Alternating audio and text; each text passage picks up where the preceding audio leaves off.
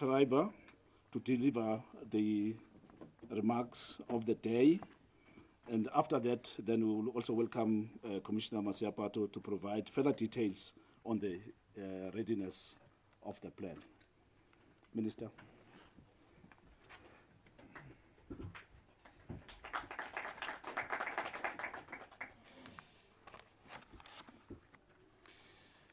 Good morning, everyone. It's great to be with you today. Allow me to recognize the Commissioner of the Border Management Authority, Dr. Michael Masiapato, the Deputy Commissioner for Corporate Services, Ms. Jane Tupana, the Deputy Commissioner for Operations. We just heard from Major General David Chilembe, the Head of Communications for the BMA staff that I'm seeing around here, members of the media, and indeed members of the public. Today is a momentous occasion for the Border Management Authority as an institution, but also for South Africa as a country. Because today we are showcasing the single biggest step forward in border management that we have seen probably ever. And it is a step that is based around our commitment to digital transformation. What you see before you in terms of the devices that we will showcase a little bit later is concrete proof of the fruits that follow when we commit ourselves to using technology in smarter and more effective ways. We have really said right from the start that using technology is the only way that we are going to make up for shortfalls, whether those shortfalls be financial, whether those shortfalls be in terms of human resources.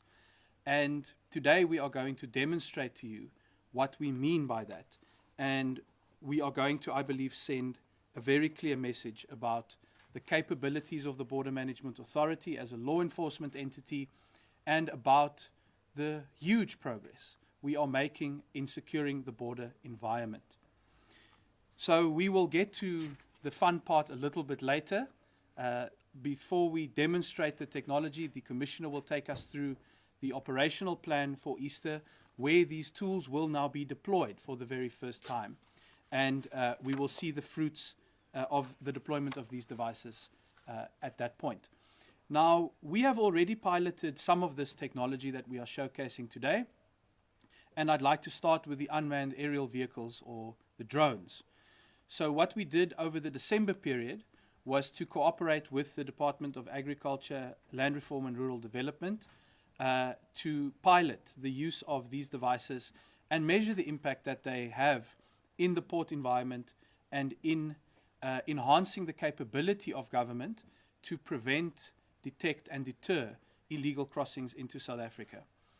A few months ago, I stood at this podium and we announced the data that came out of those operations. What we saw was a 215% increase in the number of attempted illegal crossings by undocumented persons that were prevented. And we even were able to showcase thousands of instances where the use of these drones actually led to apprehensions directly. In other words, they enabled the detection of someone trying to cross the borderline, the deployment of BMA officials and resources, and then the arrest and direct deportation of those individuals. So what we were able to do in December was to prove that the concept works.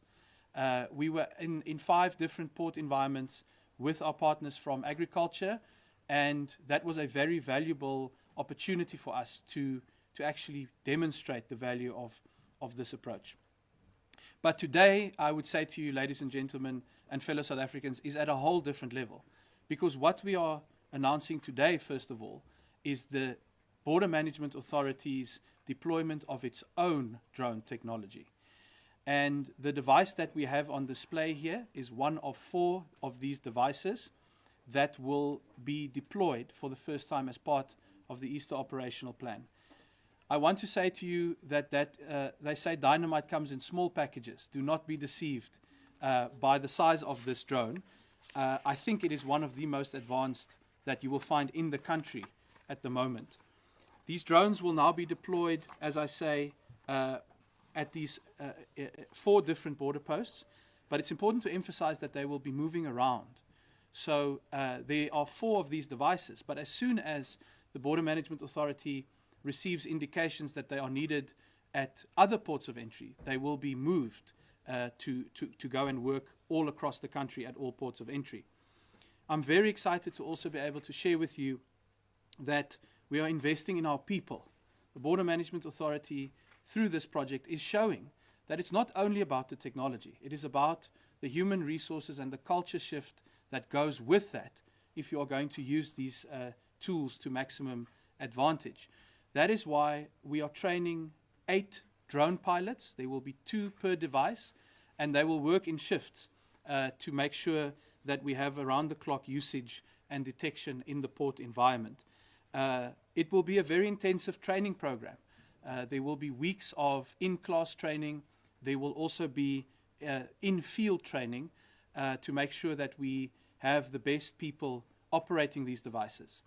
The other good news is that the partnership with agriculture has been so successful that we are extending it. And I want to thank the minister, the department in that regard, to make sure that we are actually augmenting our capacity.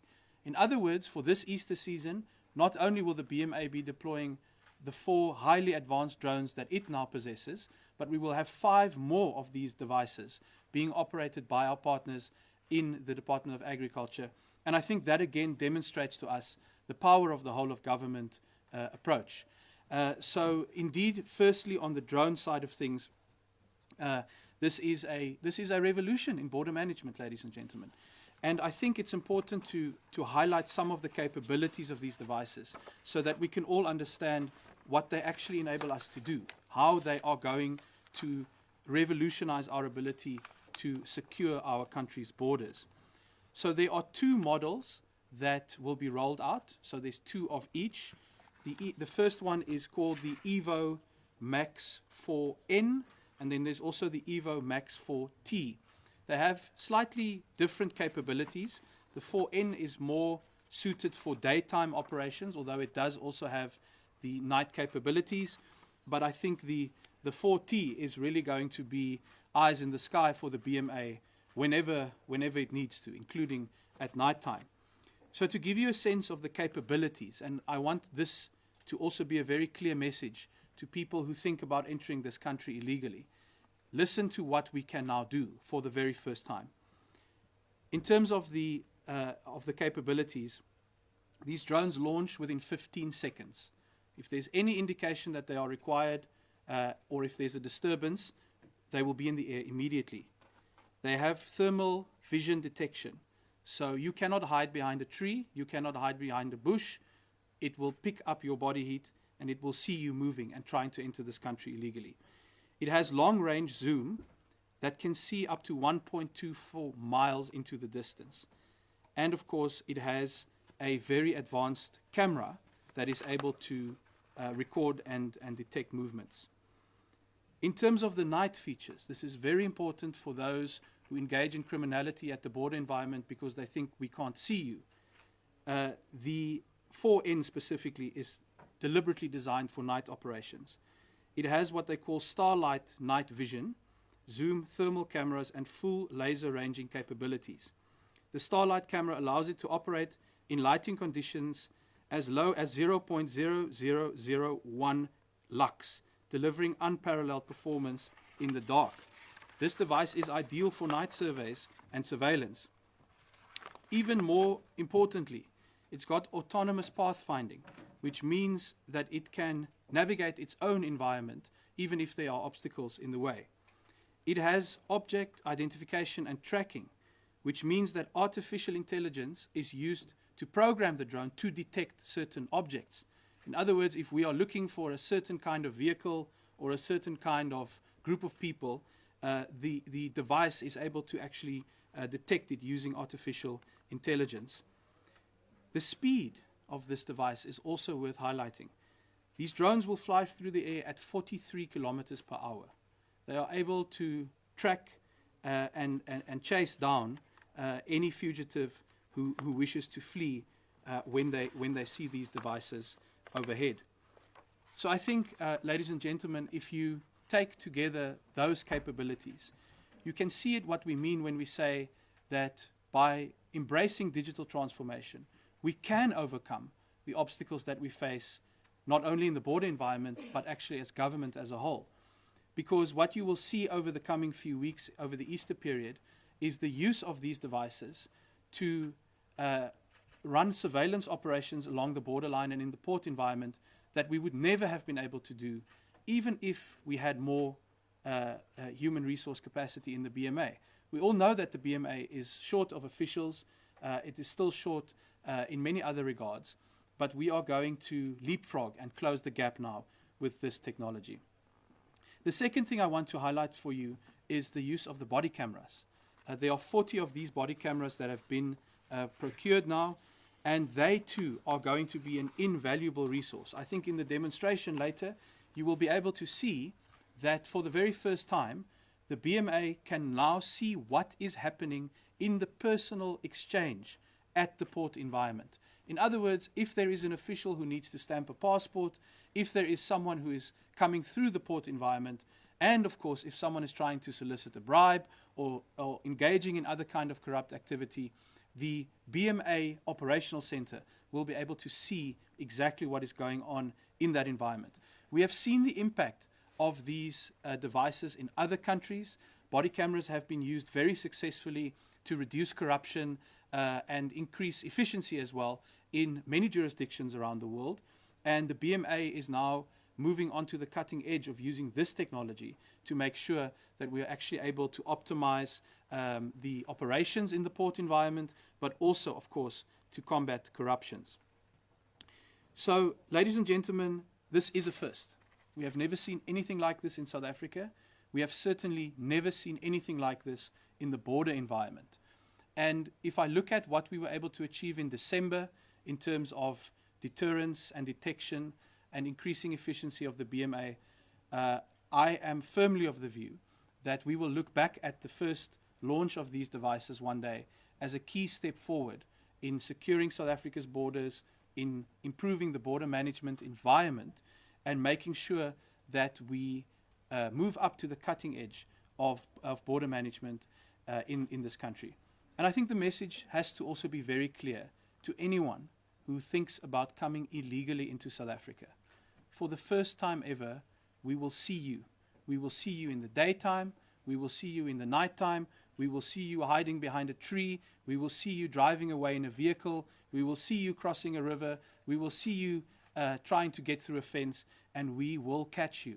We have eyes in the sky 24/7, and your own body heat is going to give you away. There's nowhere to hide. There's nowhere to run. The BMA is an institution that is a source of pride for South Africa. It is making progress at a speed that this country should be very proud of. It is 2 years old, and it is deploying technology, it is improving systems, and it is clamping down on corruption at a scale that we've never seen before in the border management environment. This is not the last such briefing that we will have, ladies and gentlemen, because the BMA is in the process of further enhancing its technological capabilities. There are further tools on the way. There are speedboats on the way. There are more devices on the way. And we are going to make sure that this entity becomes a source of pride for every South African. We want you to know that when you cross into a port of entry as a South African and you see the BMA uniform, you see the BMA banner, you see the BMA body camera, the BMA drone, that this is your government working for you. This is the GNU delivering the change that the people voted for last year. And I cannot be prouder of the speed at which we are making this progress. Thank you very much.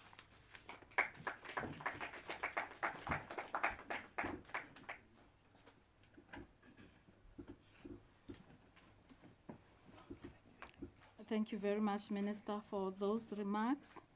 Ladies and gentlemen, let me welcome the Commissioner of the Border Management Authority, Dr. Michael Maseapato, to come and read the media statement for the Easter operations.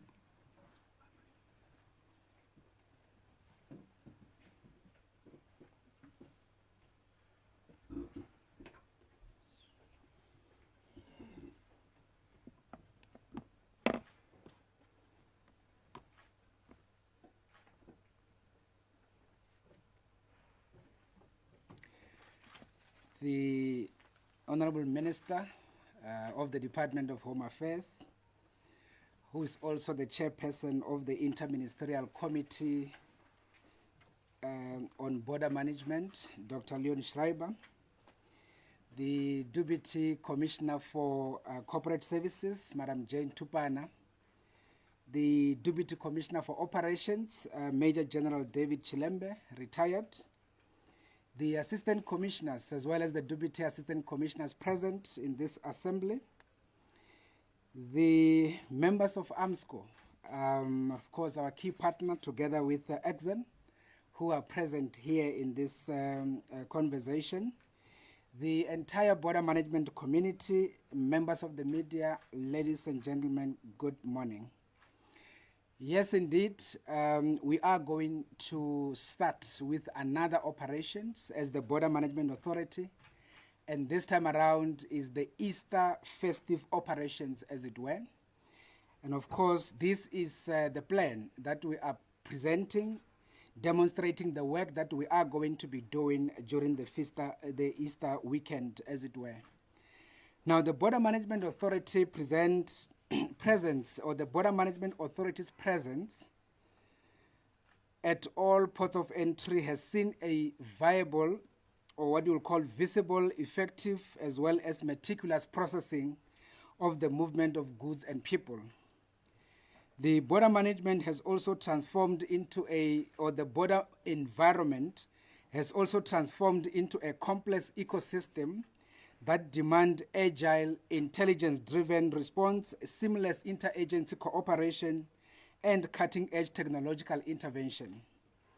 As the Easter holiday approach, the BMA is working around the clock to prepare to ensure the safe, secure, as well as the efficient movement of people and goods across our ports of entry. So once again, I am honored to present the BMA Comprehensive Operational Plan for the 2025 Easter season. This Easter plan is supported by various law enforcement structures in the country, such as the South African Police Service, the South African Revenue Service, the South African National Defence Force, the Cross-Border Road Transport Agency, the Road Traffic Management Corporation, and various traffic authorities in the respective provinces.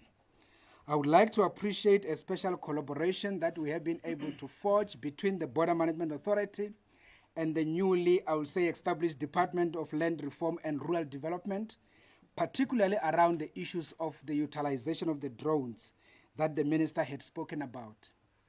So on the 1st of April 2025, the BMA proudly celebrated its second anniversary since its official establishment on the 1st of April 2023, marking 2 years of dedicated service in securing South African borders and facilitating legitimate movement across our ports of entry and the border law enforcement area.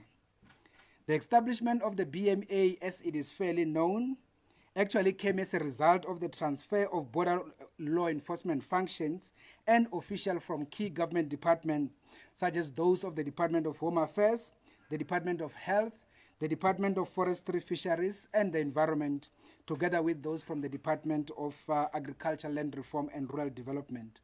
All of this has been done towards the establishment of a single integrated authority mandated to secure and manage South African borders. As the third national armed service of the Republic, the officials have the responsibility to facilitate immigration matters, port health issues, environmental issues, agricultural biosecurity services, including access control as well as general law enforcement functions at the port of entry as well as the border law enforcement area. The BMA's leadership and staff continue to enjoy a high-pressured operational environment where vigilance and rapid response are not just priorities, but non-negotiable. We are here to serve the citizens of the country to deter any illegality at the ports of entry as well as the border law enforcement area without fear or favor. The Easter period is traditionally characterized by a significant spike in the movement of people and goods across our port, therefore placing significant demand on the BMA to maintain optimal operational readiness. During this period, families travel for religious observances, they travel for holidays and also for cultural gatherings, while traders and transporters increase activity in preparation for the long Easter weekend. With the expected increase in attendance from the Zionist Christian Church in Limpopo, more travelers are also expected to move from our neighboring countries into South Africa. These heightened activities bring both opportunities and risks, requiring a concerted and integrated operational response. The 2025 Easter operations follows a successful implementation of the 2024-2025 festive season plan, which saw a steady increase of 5,084,251 travelers processed across our 71 ports of entry. This plan builds on the successes and the lessons learned from our previous operations, ensuring the advancement of robust mechanisms for safe as well as secure travel. Through the assistance of drone technology, our previous deployments, especially during the December and January operations, were responsive as well as reactional to illegal movements, as it were. The increase in the festive season movement prompted the BMA to officially begin with the Easter festive plan since the 1st of February 2025 through to the 14th of April 2025. Part of the planning phase include conducting situational analysis at the ports of entry as well as at the regional level for the purposes of determining the specific needs of each port. Working together with the Department of Public Works and Infrastructure, we continue to improve critical infrastructure at the selected port. In this regard, we will be deploying additional equipment such as water tankers, generators, additional ablution facilities, as well as other critical utilities from the 15th to the 24th of April in 2025. The execution phase of the BMA Easter operational plan will run for a period of 10 days. It will start from the 15th of April 2025 to the 24th of April 2025, during which deployments and intensified border operations will be heightened. The execution phase consists of both the exit as well as the return leg, and of course of the cross-border travel, during which the BMA will then intensify its operational activities. In this period, there will be focused deployments, there will be intensified security measures, there will be increased processing capacity, as well as streamlined border checks. All this will be done in order to ensure the smooth as well as the secure passage for all travelers while maintaining vigilance against illegal activities. The departure peak of this year's Easter festive is anticipated to be on Thursday, the 17th of April, 2025, while the return surge is expected between Sunday, the 20th, as well as Monday, the 21st of April, 2025. Travelers and stakeholders are advised to take note of these key dates so that they can proactively plan their early travel to assist in easing congestion on the corridors leading to the ports of entry. Possession of valid travel documents, adherence to all border management laws, as well as cooperating with officials will ensure a smooth as well as more efficient processing of all travelers. Last year's Easter period recorded a sharp rise in traveler volumes. In the period of 10 days last year, between the 26th of March 2024 to the 4th of April 2024, the BMA registered a total of over 1,136,250 movements, which was a significant increase of 24.3% when compared to the 913,859,000 movement recorded during the 2023 festive period. Therefore, in this Easter period, we expect a further increase in traveler volumes, as the trend has been very much visible. Following the conclusion of the execution plan, we will proceed to do the demobilization phase, which will run from the 25th of April 2025. This phase will be focused on scaling down operations, but also conducting post-operational assessment. The assessment and the operations post this Easter period will continue until the next peak, which is expected, and among those will be the highest level of the number of people that will be expected coming through into the country for the first ever G20 summit that is to be held in the continent and in the country for the first time. And of course, that will also lead into the preparations for the 2025 December as well as January 2026 festive operations. Now, as a practice, even this time around, in this Easter period, we engaged with our counterparts, effectively our neighboring countries. Here we talk about Lesotho, we talk about Zimbabwe, Mozambique, Eswatini, Namibia, as well as Botswana. We have agreed to extend some operating hours at certain critical ports, which are effectively not operating on a 24-hour basis. As a result, the chairperson of the Interministerial Consultative Committee on Border Management, who is also the Minister of Home Affairs, Dr. Leon Schreiber, had approved our request to extend these operating hours at the selected port of entry. So on that particular basis, we want to just quickly reflect on those particular shifts in terms of operating hours, and this is very much critical for the travelers as well as those that are intending to either exit or enter the country. The first ones to indicate are the two ports, which are actually ports between South Africa and Botswana. The first one we want to reflect is a port called Grobela's Bridge, port of entry, that is from South Africa into Botswana. The normal operating hours there is between 6 and 10. So we effectively close at 10 under normal circumstances. But on the 17th as well as on the 20th of April, we are going to open it for 24 hours. And of course, on the 21st of April, we will then open it at least until 12 midnight. In terms of the port to Mozambique, which is Kosi Bay port of entry, which is situated in the KwaZulu-Natal area, the normal operating hours there is between 8 in the morning and 5 in the afternoon, and we will just extend there by starting 2 hours earlier at 6, and therefore we are going to close at 6 in the evening. In other words, 1800 hours, and that is going to be on the 17th until the 23rd of April 2025. When it comes to the three ports to Eswatini, the first one we want to reflect on is Mahamba port of entry. It operates between 7 and 10 under normal circumstances. We are going to close it at 12 midnight. That is on the 17th of April. But as for on the 20th, we are going to close it at 10 instead of it closing. And we then have the second port. Just apologies there. Then the second port is Gibis Reef, also to Eswatini. It operates from 7 and it closes at 8 in the evening. And we are then going to close it 2 hours later at 10. And that is on the 17th as well as on the 20th of April. Then the second one again to Eswatini is Mananga port of entry. It actually opens from 7 and up to 6 in the evening under normal circumstances. We are then going to close at 8 between the 16th and the 17th of April so that we are actually able to deal with the volumes as it were. Then the last category of the ports are those that are leading to Lesotho. The first one is the one called Sunny Pass port of entry.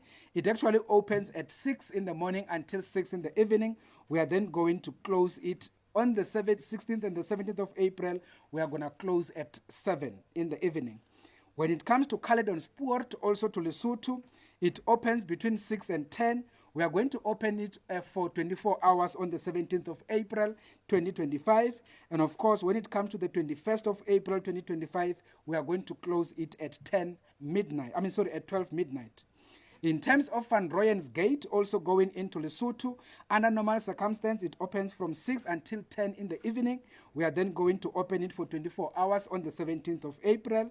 And again, when it comes to the 21st of April, we are going to close at midnight. That is around 12 midnight. When it comes to Mononta Pass, again, also going to Lesotho, it opens between 8 in the morning until 4 in the evening or in the afternoon. We are then going to close it at 1800 hours in the evening. That is on the 17th as well as the 21st of April 2025. When it comes to Peka Bridge, also to Lesotho, it opens from 8 until 4. We are then going to close it at 6 in the afternoon. And that is on the 17th as well as the 21st of April 2025. And of course, the last one is Tasha's Neck, also to Lesotho. It opens at 7 in the morning until 8 in the evening under normal circumstances. We are then going to close it at 10 on the 15th as well as the 17th of April. So these are the extensions that has been effected on this particular date. And of course, this has been done in collaboration with our immediate neighbors. And of course, they had actually agreed for that reciprocity to make sure that we are able to facilitate the volumes that are expected. As a demonstration of our operational readiness, the BMA will increase deployment in all ports, especially in the eve of Easter, with high visibility personnel as well as our rapid response teams. To this end, all BMA senior and executive managers will be deployed to critical ports between the 15th and the 24th of April 2025. This includes, in particular, Limbombo Port of Entry to Mozambique, Beitbridge Port of Entry into Zimbabwe and into the continent, Groblersdal Bridge Port of Entry into Botswana, Kofontein into Botswana, OR Tambo International Airport, Cape Town International Airport, Oshuk Port of Entry into Eswatini, Fixbeck, as well as Maseru Bridge Port of Entry to Lesotho. There will be those additional deployments from the leadership to make sure that the team on the ground is supported. Now, coming to issues relating to immigration, the BMA will intensify its efforts across several critical focus areas to ensure secure as well as efficient border operations. This includes the detection of undocumented travelers, strengthening access control measures at all ports, but also taking firm action against corruption. ICT support teams from the BMA, together with those coming from SARS as well as the Department of Home Affairs, will ensure smooth operations on the movement control system to capture travelers coming in and out of South Africa. Travelers are expected to present themselves at the designated port of entry and not use the borderline to enter or exit the Republic illegally. Our ports of entry are national key points, so unauthorized movement or visitation by individuals or organizations will not be permitted unless prior permission is sought and communicated to the Port Management Committee for approval. When coming to port health-related matters, the BMA health specialists will continue with the screening of travelers across all ports of entry to detect various infectious and or communicable diseases. Travelers arriving from yellow fever endemic areas are required to have in their possession valid yellow fever certificates. Furthermore, conveyancers from yellow fever as well as malaria endemic areas must also ensure that their transport coming into South Africa are accordingly disinfected. As the BMA would like to urge travelers who present signs of illness to present themselves or report to the health facilities at the port of entry and to the BMA port health specialist on their arrival at the port of entry, or else they must visit their nearest health facilities or consult their private doctors for consultation. Those carrying health-related goods such as your food, your medicine, hazardous substances, or cosmetics must ensure that they declare them on arrival. We remind travelers transporting human remains, including ashes, that they must be in possession of import as well as export permit issued by the National Department of Health.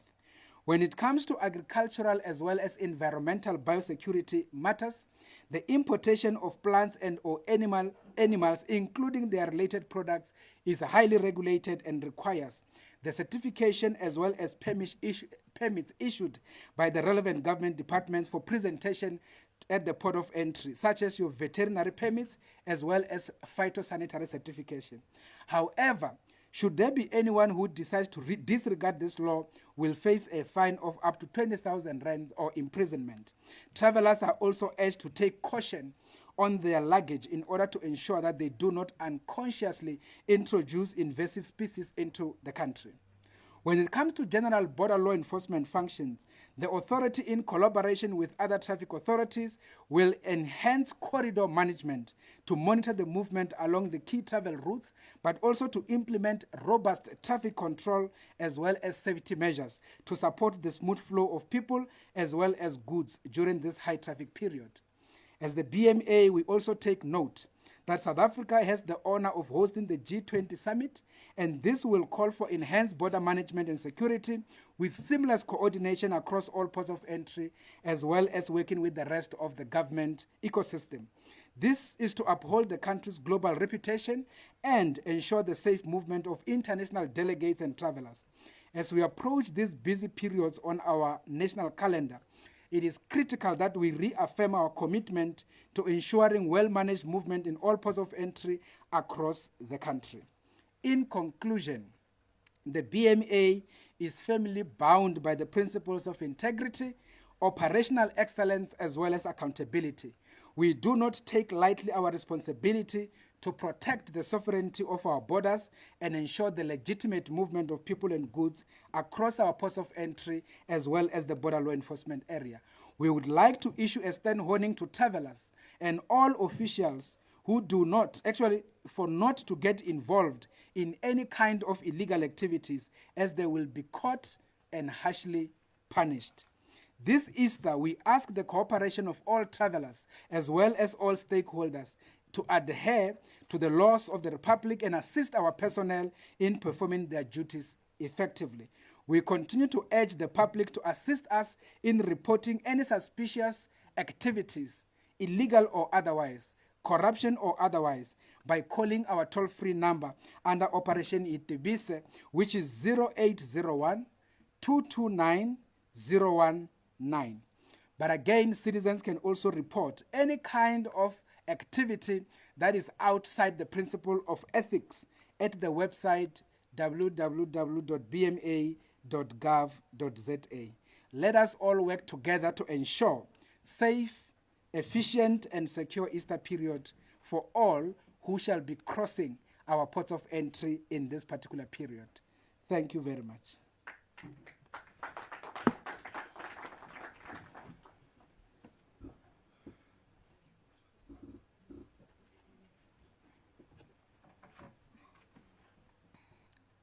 Thank you, Commissioner Dr. Masiapato, for that statement, and I would like to announce that the statement will be made available on the BMA website so that the information is shared widely.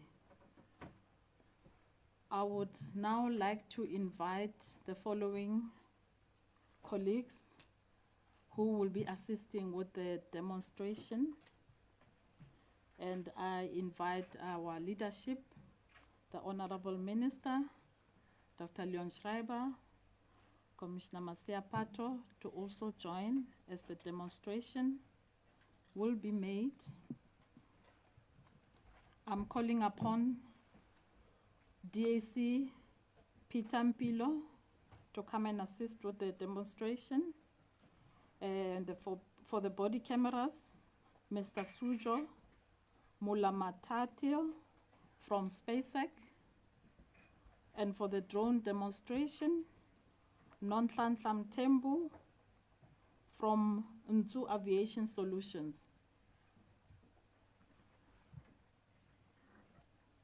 Colleagues, you are invited to showcase the capabilities of the drones as well as the body cameras. We invite the Minister and the Commissioner and the General to come forward to witness this demonstration.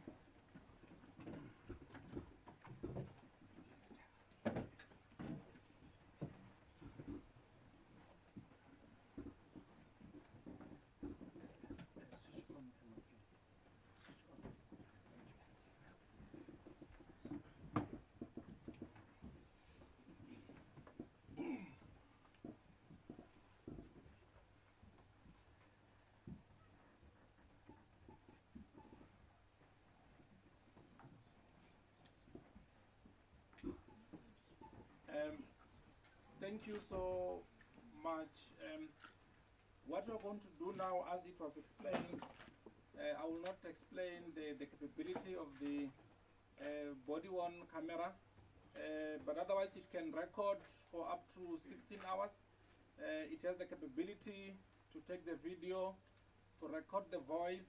You can even pin the location where the person is. As it is now, it is off, it is not recording. If you want to record, you press and hold, it will then become red. When the red light is flashing, it indicates that it is recording. What we have done now is that we have displayed and deployed these body-worn cameras in the following areas.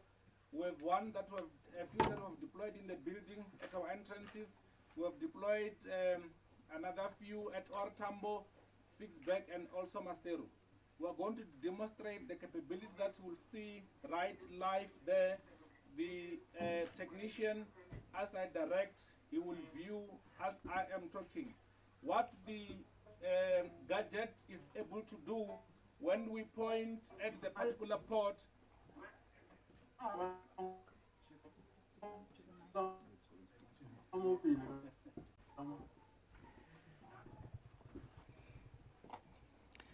thank you.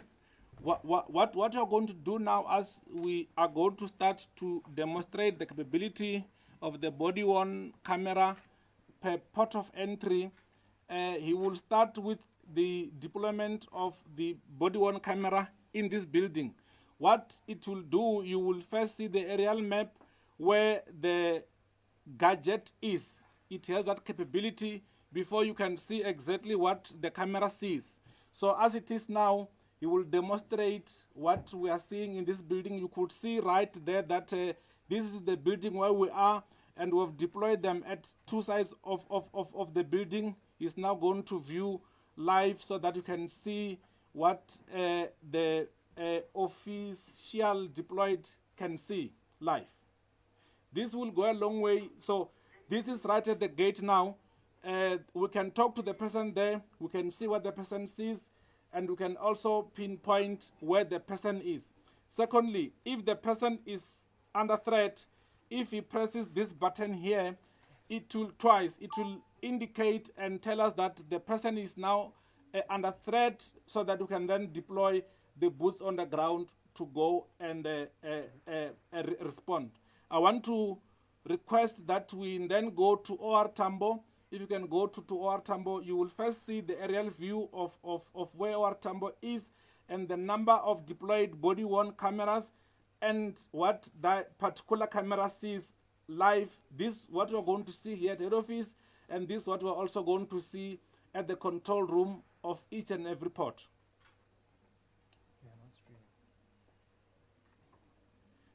Let's go to Maseru.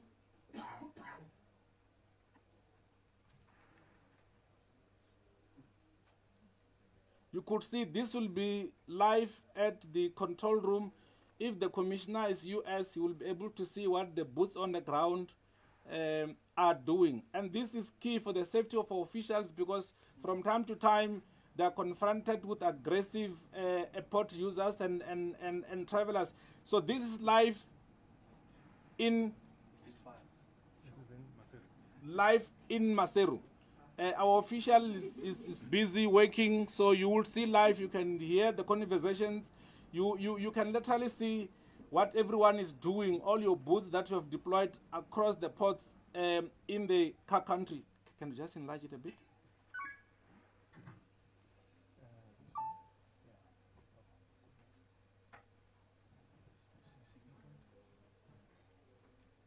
You see, you can see the aerial picture of the entire port we've deployed to there. You can see where each of them is.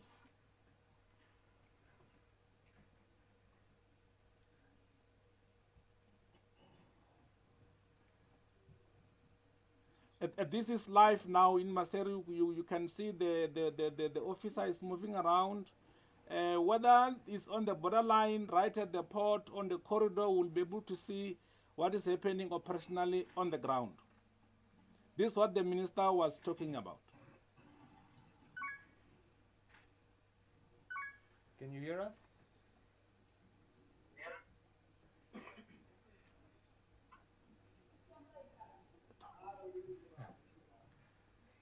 Can you move a bit to the left?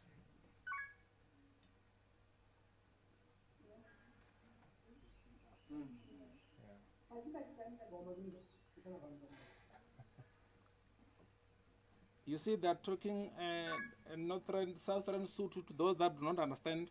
So we can hear here at the office and see what they're saying.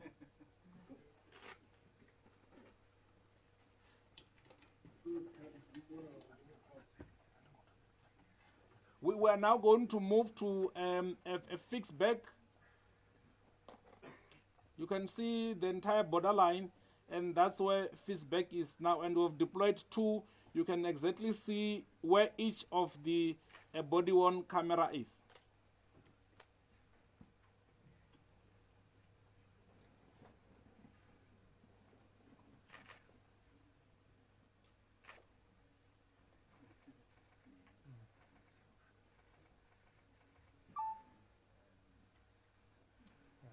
activity here.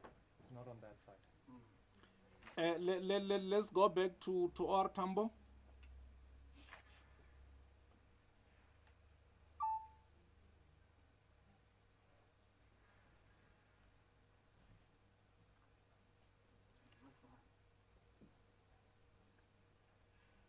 You can see our beautiful international port of entry as an aerial view. We will now go. There are two gadgets that we've deployed there. You will click one so that we can exactly see what is happening there.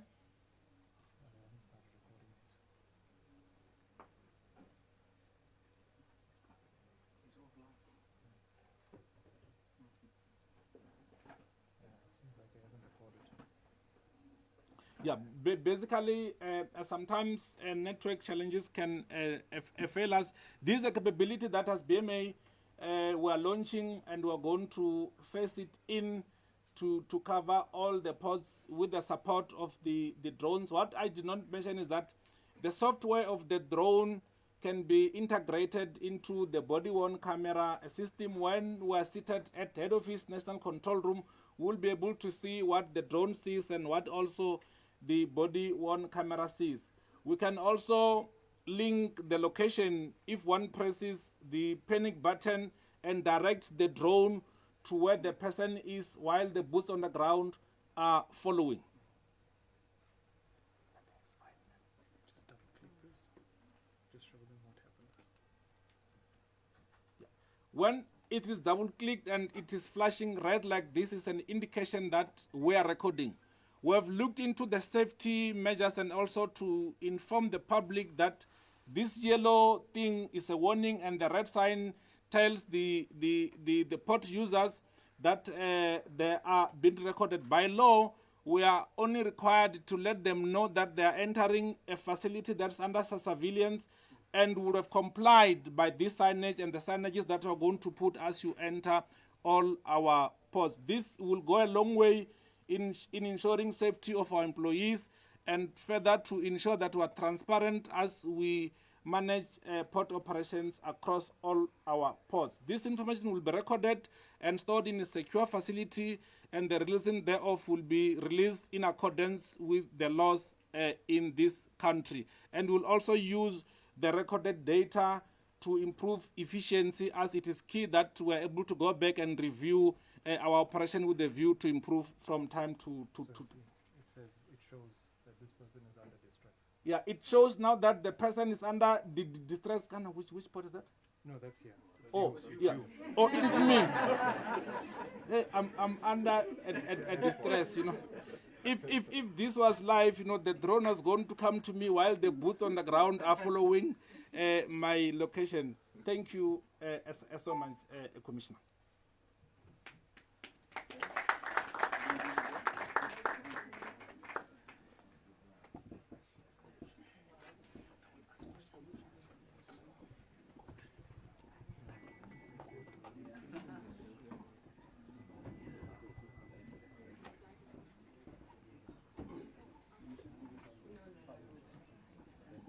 Thank you, Deputy Assistant Commissioner Mpilo, for that demonstration.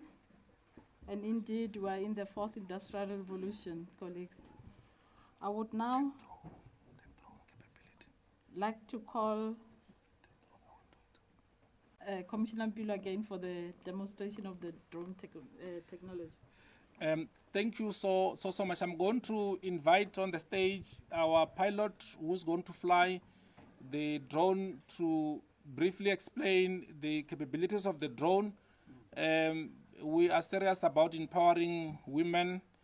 Our youth stand to benefit out of the initiative that BMA is embarking on.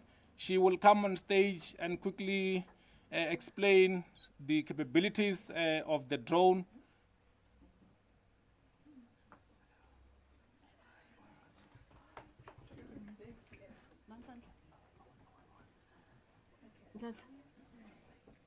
Please come and stand here.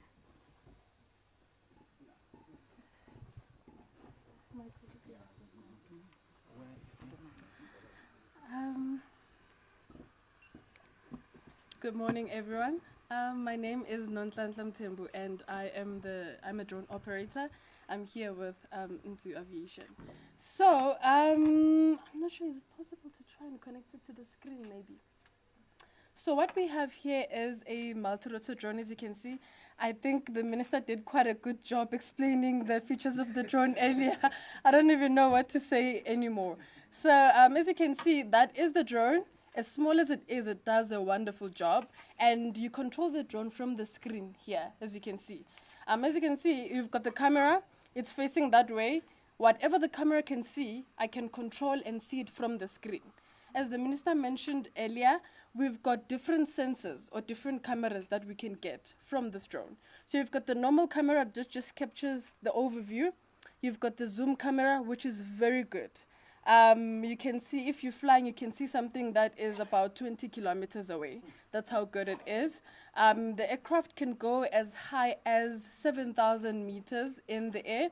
It also has a thermal camera, which reads his heat signatures, as he mentioned earlier. Meaning at night, when it's pitch black, where you can't really use your normal cameras, it will detect if a person or a car is moving. It also has AI detection, meaning especially at night when you fly, you can see something moving. Sometimes you're not sure whether it's a dog, it's a cow, or it's a person. The AI is able to detect what that particular object is, which will be very useful for people who are trying to sneak in the country illegally and all that for the border operations. It also has a tracking mode in the drone, meaning if you've identified a suspect or a vehicle, you simply click on that and it will follow. The camera will follow no matter where the person or the vehicle goes. It will always follow the person, which will be very helpful. You can even put a pin, drop a pin on the map. As you can see, I've also got a map here. Wherever you're flying, you're able to access the map. The drone will automatically detect where you are. So you can drop a pin and also communicate with the ground team.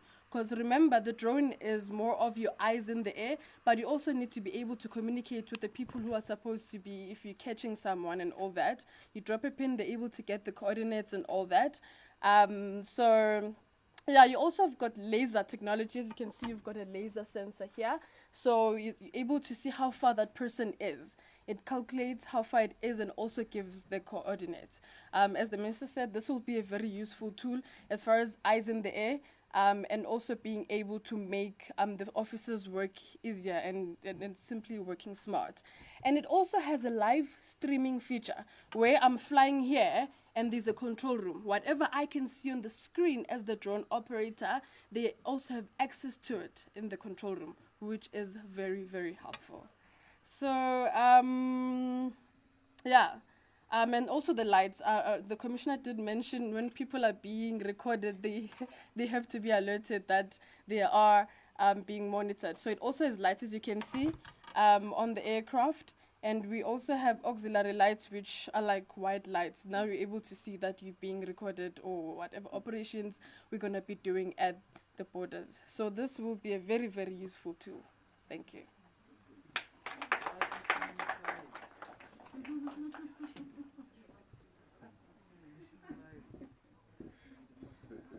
Can we have the group photo?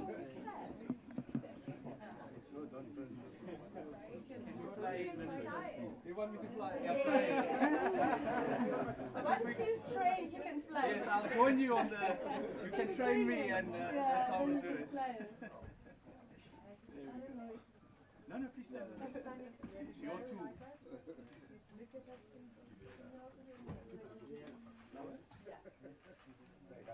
should see the camera. Oh yeah. And now we can see them from our screen. And there it is. There Yeah. we can see them. Let's take a picture as well. Yes, perfect. Nowhere to hide.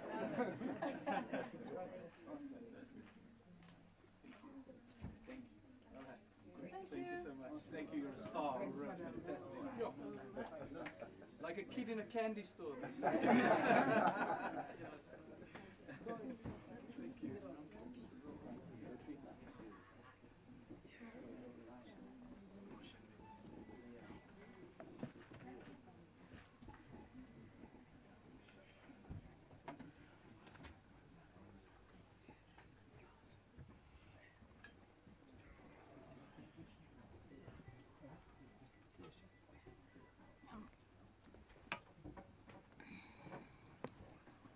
Thank you. We are now coming to our interactive session, and we invite members of the media that are in the room and that are online to pose questions to us to seek clarity.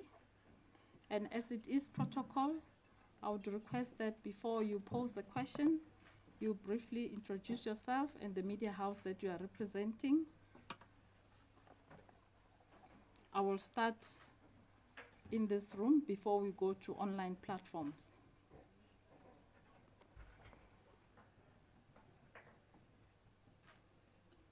Thank you so much. I don't know if you can hear me. Can you hear me? Can you hear me? Can you hear me?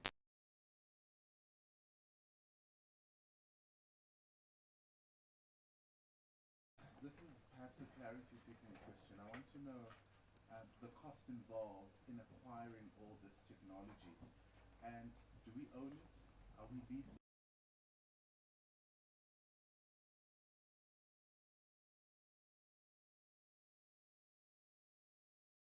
technology covering the shop floor? And we know that there are infrastructure issues at our borders. We've talked about capacitating, resourcing, in terms of technology, but what does it mean from an infrastructure point of view? I know that public works, conversation, but how are we managing the issue of infrastructure? Thank you. Thank you for that question. You can go ahead. Morning. My name is Tato. I'm from News 24. Minister, you're introducing the new technology, and what we're wondering about is whether you are worried about your position as minister, knowing that the GNU is in a difficult position, and whether this is going to affect not only the implementation of this, but the implementation of your other plans, such as having banks be able to issue additional home affairs documents like passports and such. And also, just an additional question, we know that's something that's made, like my colleague mentioned, the infrastructure issues at the border, and what's made those harder is a lot of the environmental factors that have been affecting it, such as the floods and such. So how do you see climate change impacting your portfolio? Thank you. Thank you. We can go ahead. Hi, my name is Kwena Mashwali from the Sowetan. I just wanted to ask, just in light of the demonstration, great demonstration by the way, but I think my concern was the no service part. In South Africa, it's really prone. We have areas that do not have connections in the country. What exactly how are you guys going to be able to mitigate around that? Especially obviously in scenarios where we have unfortunate crises of load shedding, stuff like that. And secondly, my question is also in regards to the corruption. There is limited equipment on the ground. I understand you said that more will be coming, but just to kind of also mitigate the equipment itself, is there any protection for the equipment? Because we do know that some criminals will do some sort of copycat of the equipment to try and bridge it. So is there any safety measures for that, as well as any cyber security for that as well? Thank you. Thank you, Gwena, for that. Due to the nature of the questions, we could get the Minister and the Commissioner to respond on those.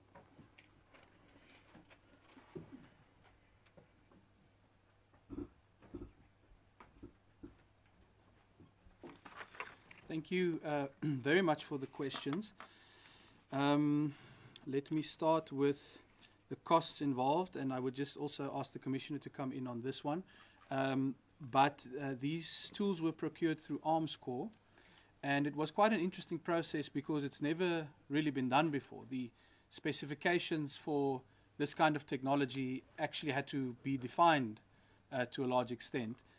So it was a good exercise, I think, for government to go through, because we now know a lot more about how these tools actually work and what it is that you require in the border environment, but in the law enforcement environment more broadly. My understanding is that the training aspect, for example, is included in the procurement that was done through Armscor. So all of the training that will now be rolled out to get more brilliant pilots like the one we just saw is actually also already included. But I'll ask the Commissioner to maybe just come in on the maintenance part of that. In terms of the infrastructure issues that you both raise, the good news is that that has not been left behind in this process. There should be within the next few weeks an announcement on the redevelopment of the 6 biggest land ports of entry in South Africa, and they will be done through a public-private partnership. So that process is well advanced, and that too is going to be an enormous step forward for us. It will entail the physical reconstruction of those 6 busiest land ports, and we intend to then integrate that with the one-stop border post concept. So I've personally experienced this in East Africa, for example, where it massively speeds up your cross-border movements because you're able to integrate both processes on this country's side and the other country's side in one stop, essentially. So we've got the one-stop border post bill in Parliament, and together with the redevelopment of those ports of entry, which can then be designed around that concept, that is going to really help us massively on the infrastructure process. Obviously, it entails construction, so that will take some time, but that process is well advanced, and there should be some announcements in the next couple of weeks. Let me quickly just link the infrastructure point on climate change that you raise as well. You are right, and I mean, one of the areas, I think it's Grobler's Bridge that is prone to flooding as well. So the BMA is looking at if there are redevelopments at that port, as an example, you actually may have to move some of it.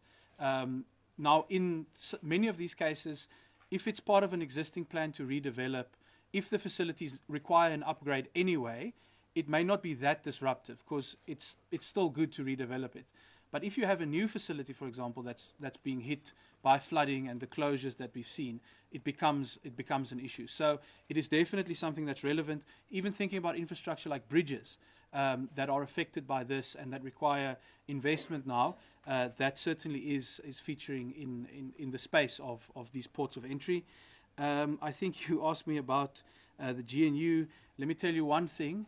I'm not stopping working until someone drags me kicking and screaming out of work. That I can assure you. We are here to work. We are professionals here. The BMAs are professionals. We are working with professionals in the department, and that is the undertaking that I can give you, that we will keep working until someone drags us out from this facility. Let me then also just briefly touch on connectivity. Now, I see, where was the lady who asked the question? Yes. I see some people have suddenly discovered a love for SITA, State Information Technology Agency. Let me tell you, the damage and destruction that SITA has wrought on this country's IT infrastructure is a crime in and of itself. It's an entity that has not submitted the documents required to undergo an audit for something like 4 years. It has had a disclaimed audit opinion for 4 years running. The problems that we have in Home Affairs that we are now addressing are in large part caused by that institution. It has devastatingly failed this country. And so the connectivity problems that you're talking about is a consequence of a model that is built around SITA that centralizes procurement of technology. Now, firstly, you ask questions about the financial cost of that, of centralizing something like that. But secondly, technology doesn't work that way. Technology evolves. Technology by its nature is decentralized. And the BMA, what we are showcasing you here today, I'm very grateful for this question, is an entity that is exempt from SITA, which is why these devices are here, which is why we're capable of doing the things in the port environment that matter. But if the BMA, like government departments, including Home Affairs, were subject to that disgraceful institution, none of this would be here. The connectivity problems you're seeing is from that. And so that is why I want to express my absolute and full support for Minister Solly Malatsi's work to change the environment, the regulatory framework on IT and connectivity, because if we don't, the people who prevent us from changing that framework are the people who are going to be responsible for us not fixing connectivity issues in government. They're going to be the people responsible for us not being able to fix home affairs. They're going to be the people responsible to hold back SAPs from digitalizing their dockets, for example. So the reasons why we have paper dockets in SAPs, the reasons why we have paper dockets in health, the reasons why we've got paper visas in home affairs, in a large part is because of that entity. And it's the same answer to connectivity at public infrastructure. So that is why we will not apologize. This is what we can do if we are outside of that monopoly that has failed this country. And so we will continue to work. And I can tell you there's cross-government support. If there's one issue that unites the GNU, it is the fact that CETA has failed. And so Minister Solly Malatsi's work is essential for all of us to make progress. Thank you very much.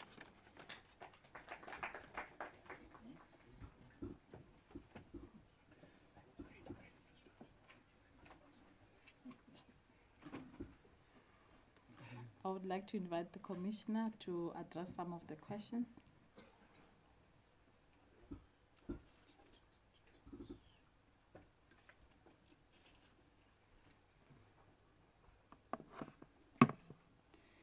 Yeah, Linda, the question you're asking about the costs, we can be able to provide with the actual breakdown. But what we can indicate is that the procurement of this technology is something that has been running for quite some time. I think it's over 28 months or so. And the money actually was never even a money that was the normal allocation to the Border Management Authority. I suppose you will remember that the work we did in 2022 in preparing for the BMA's establishment, we had actually indicated that the work will cost us around 2.9 billion, as it were, and that was the requirement or the request from a new money point of view. But of course, the state indicated through the fiscus that they will not be able to afford that, and they will only be able to afford 250 million, which we all know is not necessarily a secret. It has been articulated in Parliament and other platforms. That then became 8% of what was required for BMA's establishment.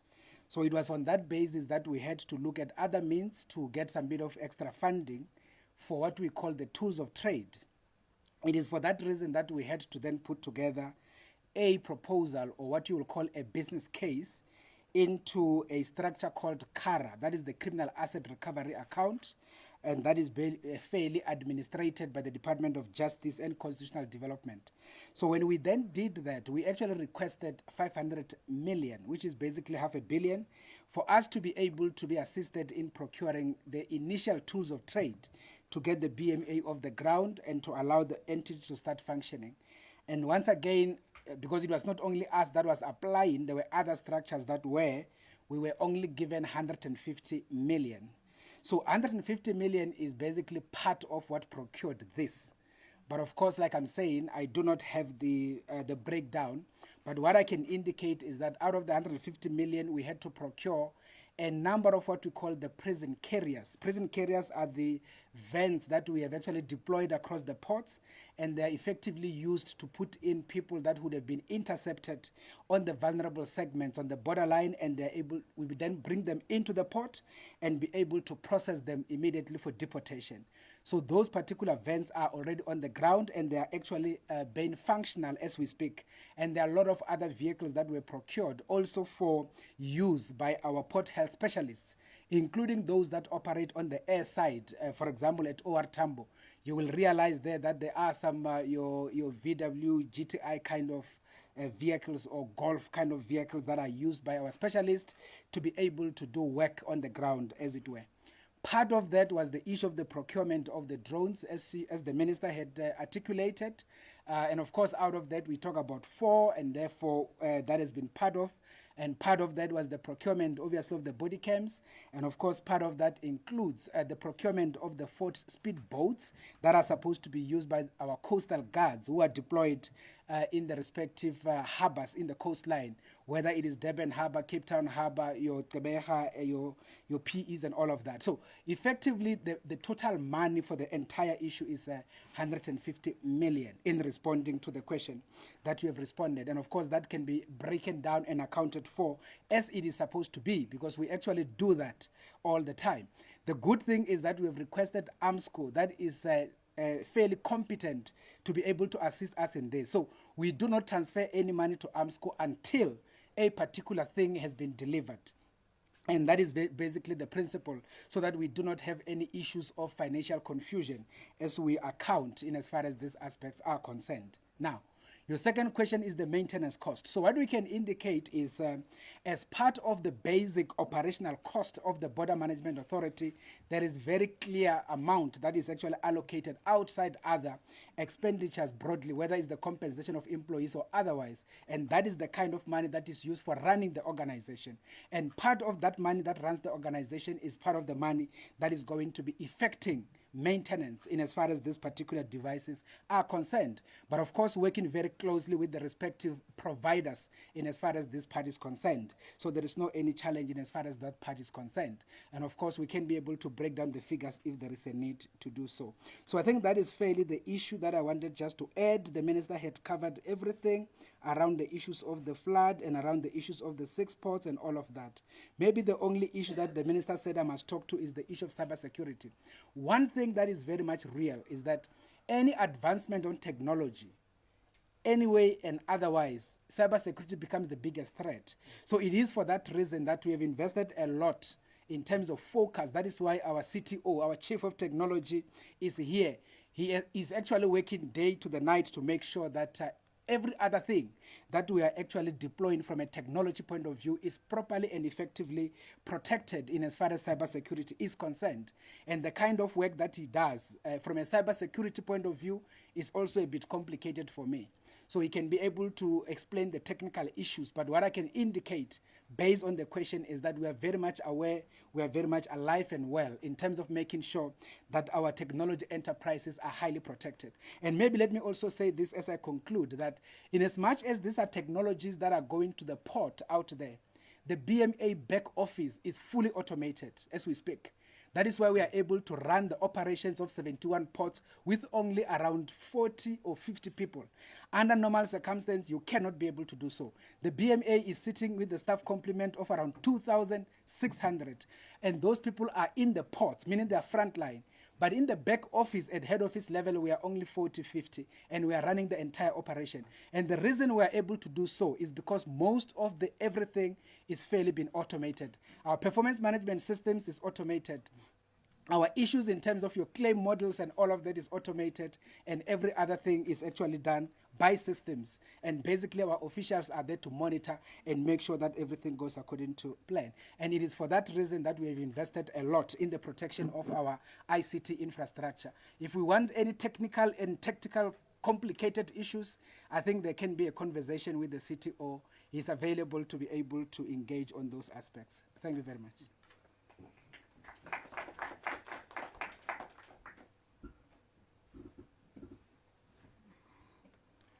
Thank you, Commissioner. Do we have any more questions in the room? Okay, there are no questions. Gwena?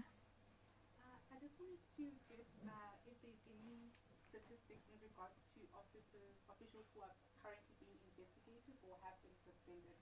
I know recently you guys did fire about 6. So I just wanted to know if there's any statistics in regards to the number that are being currently investigated.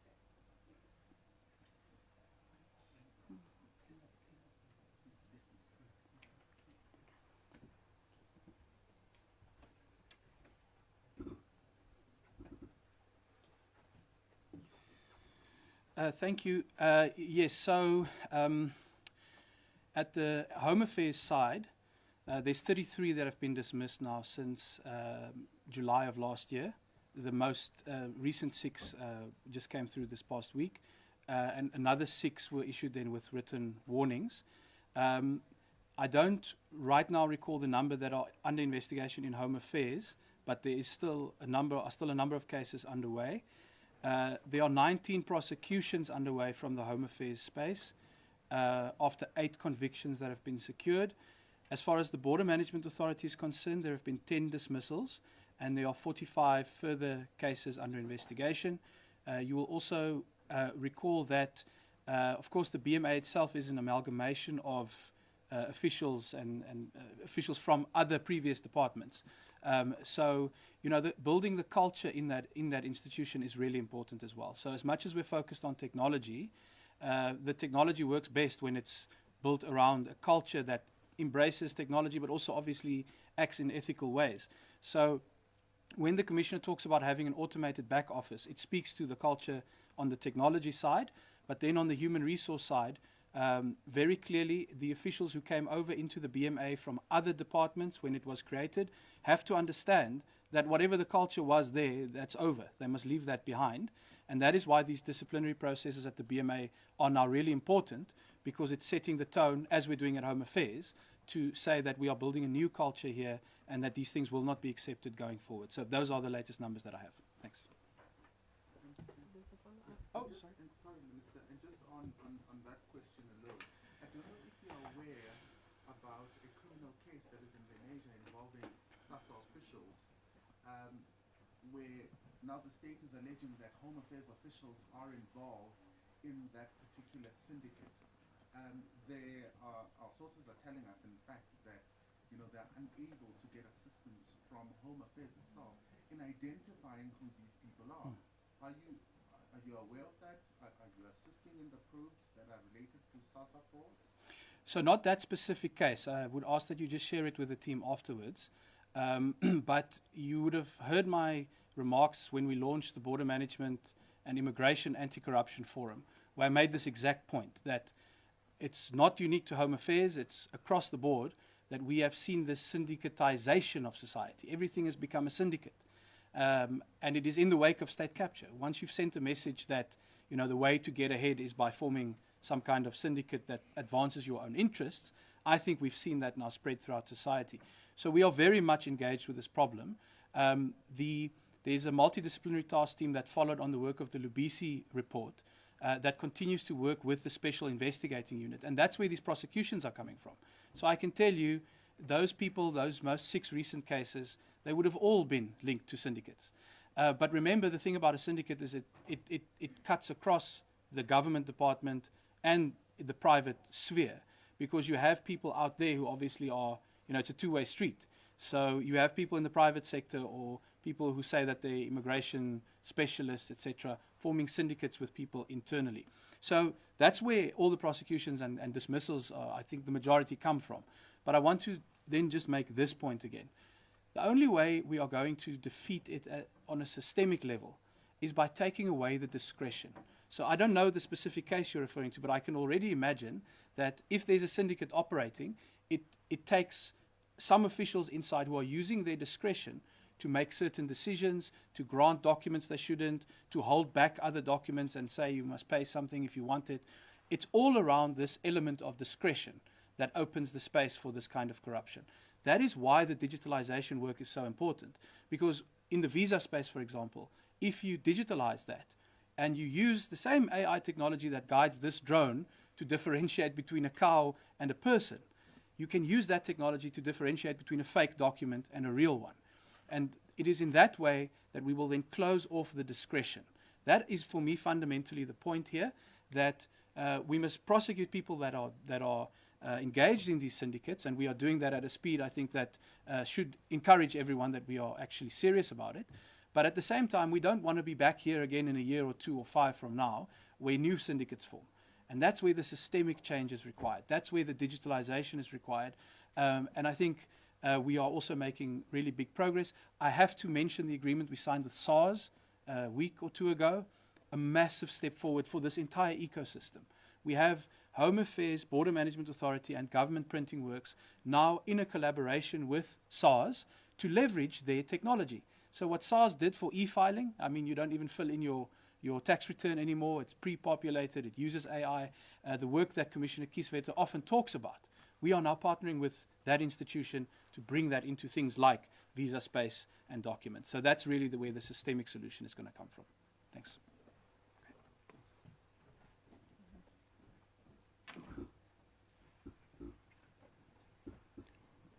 Thank you, Minister. We do not have any questions online. So, ladies and gentlemen, I would like to conclude the proceedings of today and invite members of the media who would like to have one-on-one interviews to come through me and Mr. Siyaxoza, who's here in the room from Home Affairs, so that we are able to facilitate for you. Thank you very much.